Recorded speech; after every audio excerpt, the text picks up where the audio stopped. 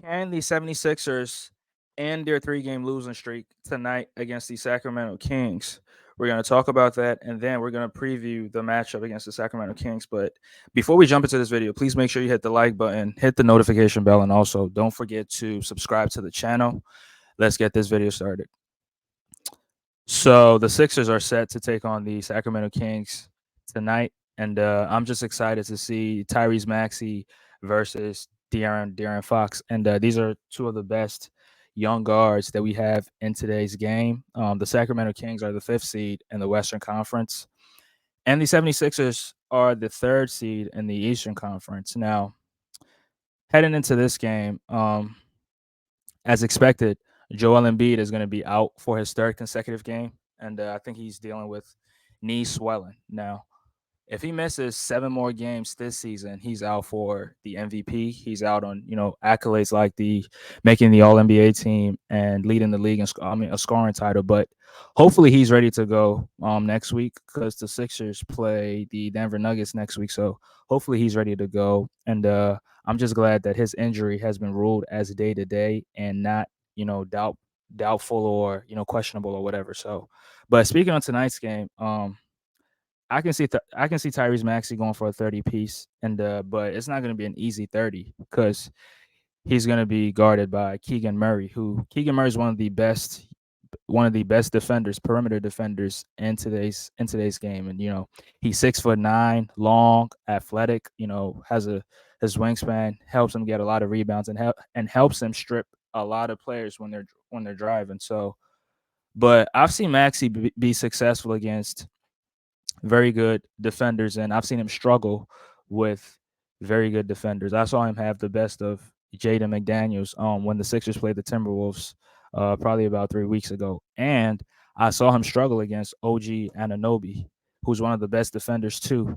So can he struggle tonight? It's a possibility, but do I think he's going to struggle tonight? I don't think so because I think that he really wants the Sixers to win and end that three-game losing streak. So if the Sixers have to win this game tonight, Tyrese Maxey has to step up for the Sixers, and Tobias Harris has to follow suit and be the second option that the Sixers need because Tyrese Maxey is going to be the first option, so he's going to step up into Embiid's role and be the first option. So Tobias Harris has to step up and be the second option. And Tobias did have a 30 point game against the Atlanta Hawks. He was pretty efficient. He was 50-50, 100 in that game, but will he have the same numbers against the Sacramento Kings? Me personally, I don't think so. I don't think he's going to have another 30 piece. I can see him getting between 15 and 25. I don't see him going over. But could he go over 25? He could, but do I think he's going to? I don't think so. And I'm not banking on that. If it happens, I'm going to be happy about it, but with Tobias Harris being as inconsistent as he is, he's unpredictable. He can have games where he'll be very, very good. He'll have a 30-point game, 30 point, 10 rebounds, and, maybe 5 or 6 assists. And then he can have a game where he only scores 3 points. So you can never tell with Tobias Harris. But if the Sixers want to win, I think Tobias has to have a good game, especially with Embiid being out of the lineup and going up against a team of the Sacramento Kings' caliber. I think this Tobias Harris has to step up and be the second option now. Now, speaking of Tobias Harris, one person that had a terrible game against the Atlanta Hawks was Kelly Oubre, and he was just terrible in that game. He was 3 for 11 from the field.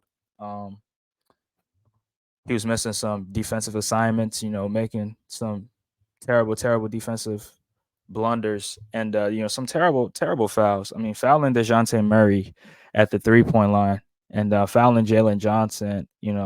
Tapping his shoulder. I mean, if you're gonna foul somebody at the basket, you have to do it in such a way that they don't get the old fashioned 3 point play, and it's a terrible foul in my opinion. I hate when you foul somebody who's already at the basket because he's already at the basket. Just let him get it, or if you're gonna do it, just make sure he doesn't get those 3 points because that 3 point play ended up, hurting the Sixers because that game did go into overtime. So I blame Kelly Oubre on that possession, but was he the sole reason why the Sixers lost?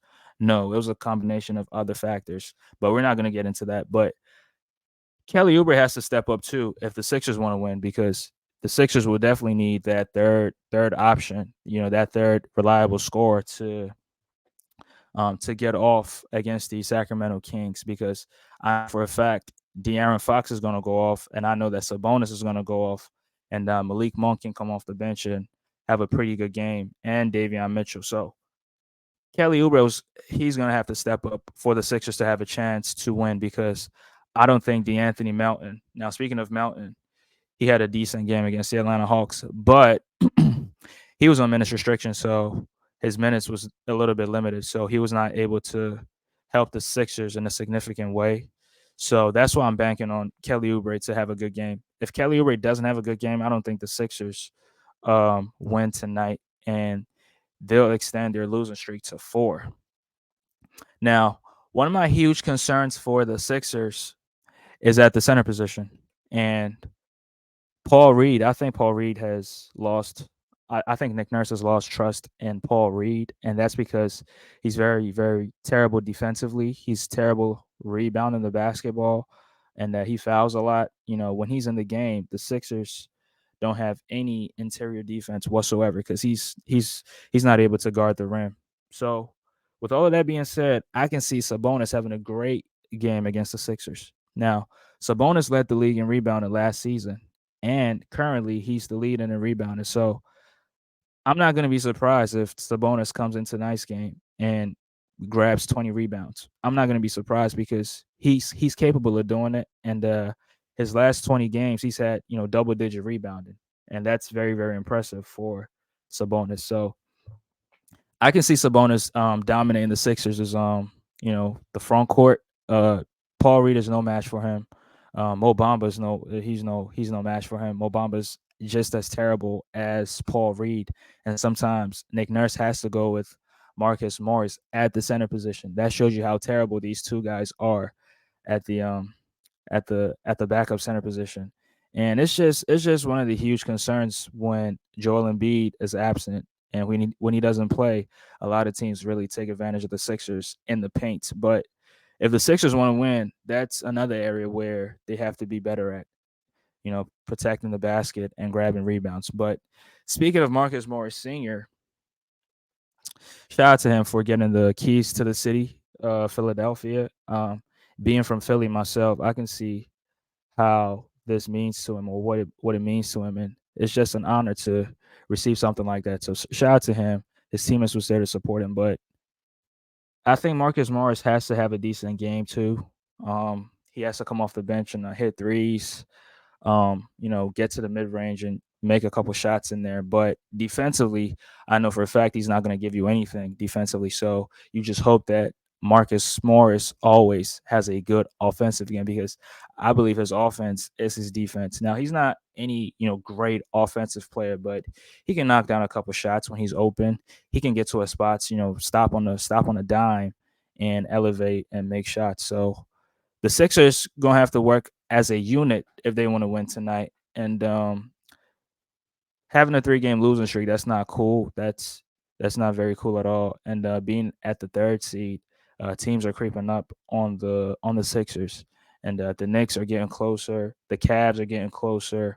Miami was getting closer, but they lost a couple games, so they kind of fell off. But the Knicks we only have just one game over the Knicks, so the Sixers have to win tonight, or else they could potentially fall to the 4th seed, and that would be terrible for the Sixers. But these are my thoughts on tonight's game. If you have any comments, you can leave any comments right down below, and we'll talk about it. Do you think the Sixers will win tonight?